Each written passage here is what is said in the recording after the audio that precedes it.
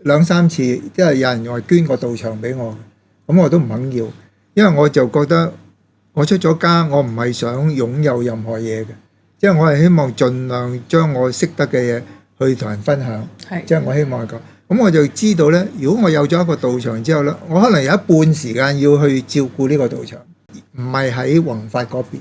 咁我就寧願咧，我冇道場嘅話，就處處都係我道場。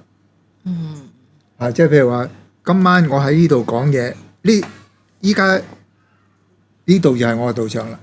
咁如果喺屋企聽緊我講嘢嘅人，聽完之後佢覺得啊，真係幾好喎，等我練下先。佢屋企又變咗我道場，即係其實係咁。即係我就冇需要擁有一個道場嗰種感覺。即係道場其實就係一個俾你修行佛法嘅地方。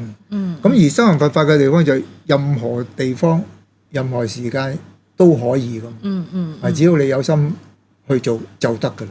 應該2016年我就諗起就話我想推行全民禪修，即係我希望全香港人都可以禪修，因為當時有大中小學嘅學生都有自殺，咁我就覺得點樣先可以令到佢哋唔自殺呢？咁啊，即係話啲學生又禪修啦，佢家長又禪修啦，老師又禪修啦，咁又最好就全部人都禪修，咁呢個世界就會太平。